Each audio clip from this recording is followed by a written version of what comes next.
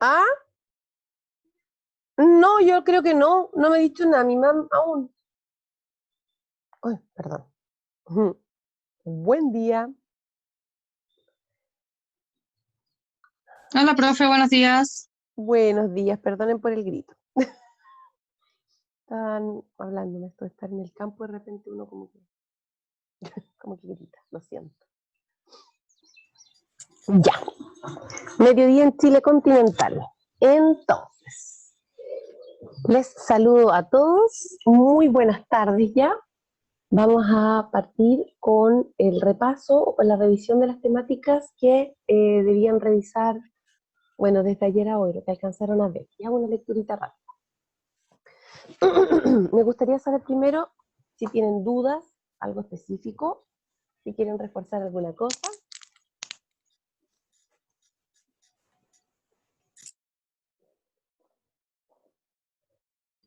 ¿No? Hola, profe, ¿me escucha? Hola, sí, la escucho súper bien, señorita Damaris. Ya. Profe, yo tengo una duda, pero es que yo voy recién subiendo a mi departamento, entonces tengo las preguntas Ya, no se preocupe. Ahí, ¿y por qué andaba afuera en la vida usted? Sí. anotadas y se la podría dar en unos 3. Sí, no se preocupe. Revisemos entonces, mientras tanto, repasemos los recursos que les envié para que no les queden dudas. Y después de lo que les vaya quedando, entonces podemos ir comentándolo. Les voy a pedir, como voy a compartir pantalla ahora, que ustedes en la medida que vayan presentando dudas, me pregunten, ¿ya? Como estoy compartiendo pantallas, no puedo siempre ver las manitos que se levantan. Como que estoy revisando y comentando y qué sé yo, y a veces no veo las manitos cuando piden la palabra. Entonces, me pueden decir, profe, tengo una duda respecto de eso. ¿Les parece? Sí, profe. Sí, profe. Sí, profe. Excelente.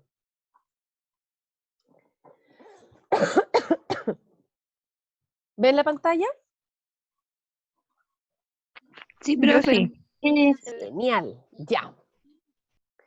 Vamos a ver entonces. Iniciamos la asignatura de control de signos vitales y de primeros auxilios. Nosotros repasamos en la última videoconferencia las temáticas que se iban a desarrollar, vimos la planificación, vimos cuáles iban a ser las evaluaciones que se iban a realizar y vimos también cuáles eran los objetivos del aprendizaje.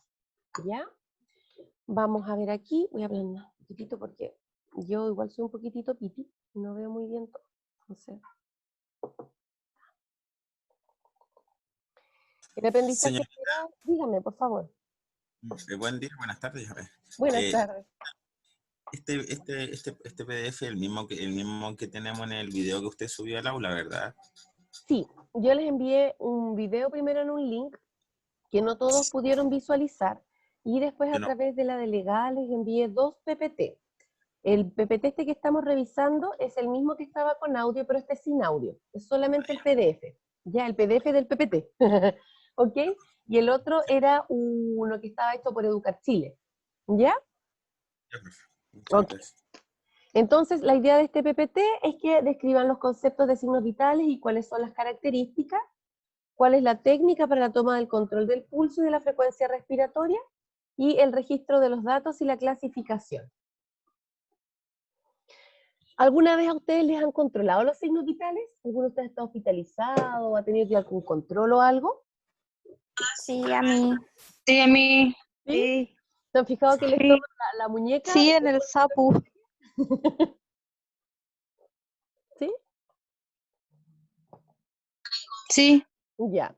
Y cuando les tienen que controlar la frecuencia respiratoria, muchas veces no se dan ni cuenta que se las están controlando. ¿Se han fijado? Porque cuando uno le dicen, ya, le voy a controlar cuánto está respirando usted. Uno empieza como a respirar de forma distinta. ¿Les ha pasado, no? Miren, si yo les digo ahora a ustedes que tienen que respirar, les voy a controlar la respiración, ustedes van a empezar a respirar de forma involuntaria, a marcar su respiración. ¿Para qué ustedes creen que se hace ese control de frecuencia respiratoria y frecuencia cardíaca?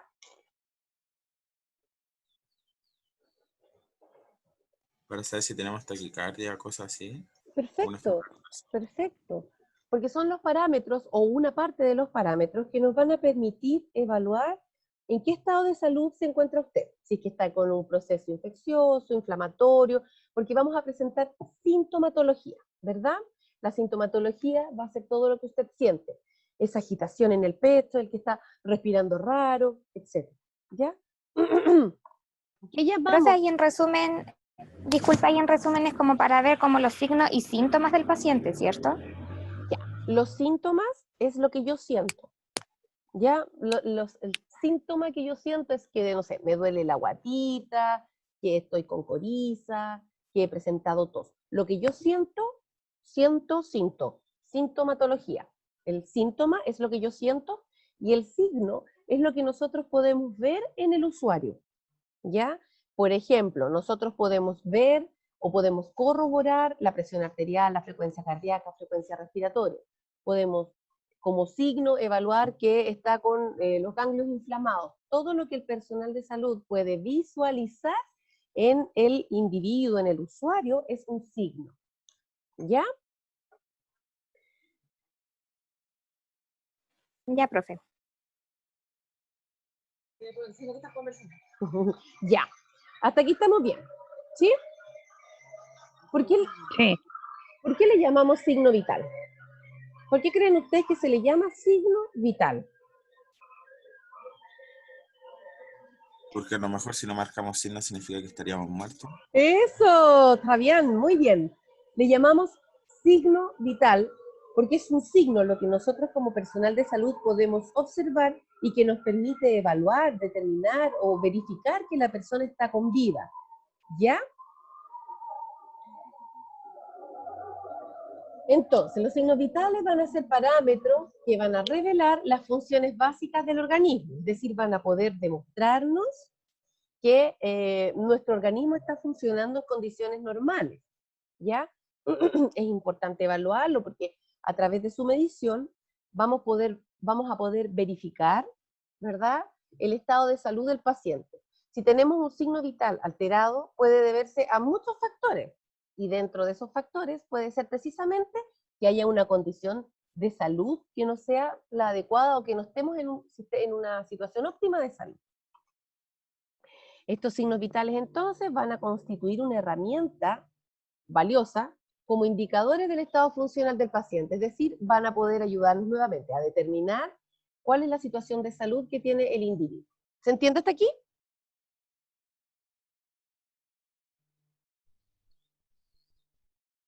¿Los perdí? Sí, profe. Ah, ya, bueno. Importante esto, miren, el registro de signos vitales no tiene que ser una actividad automática o rutinaria. Ya le controlo la frecuencia cardíaca, le controlo la frecuencia respiratoria, la presión, la temperatura, la saturación, estoy listo. Voy a hacer el control y estoy listo. No, señor. Porque cada uno de los signos vitales va a ser un indicador, va a ser algo que nos va a demostrar cómo está el individuo. Por eso es importante cuando lo controlen, estar también pendiente de visualizar al usuario, de ver cómo se siente, de ver las características físicas que tiene para poder interpretar ese valor que nosotros estamos obteniendo. No sacamos nada con conocer los valores de los signos vitales si no estamos evaluando las características del usuario. Porque, por ejemplo, un usuario puede estar taquicárdico y nosotros reconocer que el paciente tiene una frecuencia alterada de su ritmo cardíaco, ¿verdad? Pero si no observamos y no valoramos el por qué está así, el signo vital por sí solo no nos va a servir de mucho. ¿Se entiende? Sí, profe, yo al menos. Súper. Entonces es importante conocer los signos vitales, es importante reconocer los valores normales para poder determinar cuando hay alteraciones, y es importante que esos signos vitales nosotros los cotejemos o los comparemos con el estado de salud del paciente, con cómo nosotros lo vemos, lo valoramos desde su aspecto físico, desde su aspecto emocional. Una persona puede estar con taquicardia porque está ansiosa, no necesariamente está enferma, está ansiosa o está con miedo o venía corriendo, ¿verdad? El signo vital es sumamente importante para poder determinar el estado de salud del paciente, pero por sí mismo no es suficiente. Nosotros tenemos que reconocer el estado del usuario. Señorita, Dígame. una consulta. Entonces, hay una forma de como, o sea, los latidos del corazón siempre van a ser como iguales, por así decirlo, en la frecuencia cardíaca. El valor de O, la frecuencia cardíaca sí, tiene un por ejemplo, intervalo algo de normalidad. largo. Ah, ya. Pero hay otras cosas importantes también de evaluar en la frecuencia cardíaca, se van a ver un poquito más en el PPT, que también son indicadores de alteración, ¿ya? Entonces, la valoración de los signos vitales es un punto de partida para poder determinar el estado o la situación de salud del usuario. No es en sí mismo única y exclusivamente un indicador de salud, ¿ya? Cuando ustedes, por ejemplo, van a la montaña rusa, chiquillos, y están ¡uhú! Y van cayendo, ¿ustedes creen que su frecuencia cardíaca no se altera? Se altera, po. ¿Y están enfermos por eso? No. Están teniendo una emoción, una descarga de adrenalina, qué sé yo, o algún elemento que está generando que su corazón se altere. No significa que esté enfermo. Por eso es importante valorar el estado del paciente.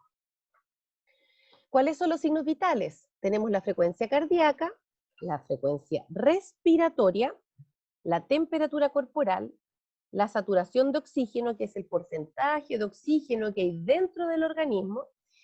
¿Ustedes se acuerdan de anatomofisiología? Usted lo hizo el semestre pasado, ¿verdad? ¿O no? ¿El periodo pasado?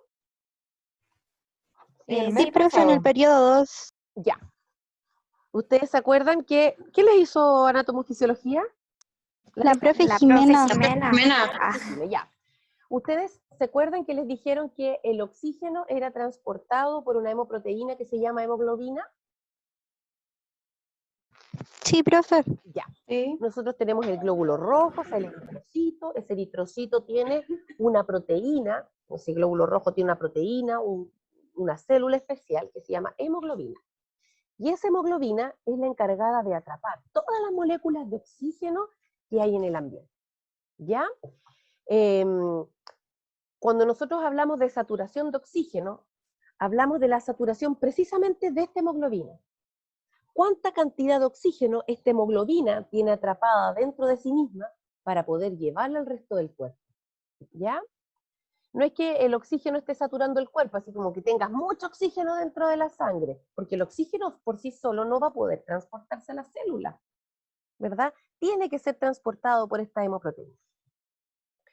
Otro signo vital se considera ahora el dolor, ¿ya? Porque el dolor es es un signo y es un síntoma, ¿verdad? Que está asociado al estado de salud del paciente y también está asociado a los efectos que pueda generar en el cuerpo. Cuando ustedes, por ejemplo, se caen, se martillan un dedo, o no sé, nosotras las mujeres que sufrimos esta cosa mensual, cuando vienen estas contracciones uterinas, ¿verdad? Se genera un aumento de la frecuencia cardíaca, producto del dolor. Como consecuencia del aumento de la frecuencia cardíaca, se aumenta también ligeramente la frecuencia respiratoria. Entonces el dolor es un signo vital en cuanto va a alterar ciertos parámetros de los signos vitales anteriores y además es un indicador del estado del cuerpo. ¿Se entiende? sí, profe. Y otro signo vital. Sí, profe, se entiende. Bien. Otro signo vital es la presión arterial. ¿Ya? La presión arterial, recuerden ustedes, bueno, no sé si lo sabrán, es la fuerza con la que la sangre va a pasar por las arterias. Cuando el corazón se contrae, impulsa la sangre por las arterias y este impulso que lleva la sangre va generando una fuerza sobre las paredes de las arterias, que es lo que nosotros conocemos como presión arterial. Entonces, estos 6 parámetros hay que considerarlos como signos vitales. ¿Cuál es el objetivo del control de signo vital? Evaluar el estado hemodinámico de una persona. Hemo, sangre, dinámico, movimiento, ¿verdad? Movimiento de la sangre. Y este movimiento de la sangre va a indicarnos que el usuario está con un estado de salud o está con un déficit de salud. Otro objetivo del control de signos vitales es poder tener un registro de los signos vitales para poder mantener un control o una continuidad de la evolución del paciente. ejemplo cortito para que lo comprendan. Un usuario, por ejemplo, yo le controlo temperatura en la mañana, en la tarde y en la noche. En la mañana tenía 38,5, en la tarde tenía 39, en la noche tenía 39,5. Nosotros podemos ver en un gráfico que la temperatura va a ir aumentando y eso va a poder ser un indicador que nos va a señalar que el estado de salud del usuario está alterado por alguna causa. ¿Se entiende, chiquillos? Sí. Sí, profe. Ya. Otro objetivo del control de signos vitales es reconocer y comunicar los cambios que requieren la atención médica, como el ejemplo que les acabo de poner de la fiebre. Vamos a ver. Eso a modo de introducción, entonces, vamos a ver la frecuencia cardíaca como primer signo vital y que también es el objetivo esta semana, reconocer signo vital de frecuencia cardíaca respiratoria. Como definición, la frecuencia cardíaca va a ser el número de veces que late el corazón en un minuto. ¿Sí? También se le conoce como pulso, es decir, cuántas veces el corazón se contrae y se relaja en un minuto. Eso nos va a indicar un estado de mantención, de funcionamiento del corazón que está, valga la redundancia, mantenido en el tiempo. O sea, el corazón está funcionando de forma regular. ¿Cómo vamos a medir la frecuencia cardíaca? Mediante la palpación de una superficie arterial. Cuando ustedes le ponen los deditos sobre la arteria en la muñeca, ¿se han fijado? Ya, ahí están controlando el pulso. ¿Sí? Normalmente, la arteria más utilizada es la arteria radial. ¿Sí? Ojo Sí, acá. profe. ¿Ven la imagen? Mi Sí, manito. profe. Ya. Sí, Nosotros profe. tenemos la arteria radial, que es la que va desde el dedo gordito, ¿ya? Radial. Y la arteria cubital. Cubital. Yo así hice la mnemotecnia para nunca olvidarme ni confundirme. Cubital, por acá. Normalmente, donde usted se palpa, tóquese ahí su arteria radial. Con estos dos deditos, ¿ya? Nunca con el dedo gordo, porque el dedo gordo tiene pulso propio. Así que van a sentir muchos pulsos si lo hacen con ese dedito, ¿ok? Dos deditos o dos deditos, como ustedes quieran. ¿Lo sienten? Sí, profe. Ya. Sí, profe. Es el lugar donde ustedes deben controlar el pulso entonces en un usuario. Siempre recuerden, índice, medio, anular o meñique. El dedo pulgar, no. ¿Ya? No dejamos jugar al gordo goloso. Y el valor normal está entre los 60 y 100 latidos por minuto. Ese es el rango con el que tenía que moverse o con el que tiene que fluctuar la frecuencia cardíaca. ¿Ya? A la pregunta que había hecho el compañero delante de si era un valor constante, sí, ese es el valor constante, 60 a 100 latidos por minuto. Y se tiene que controlar por un minuto completo.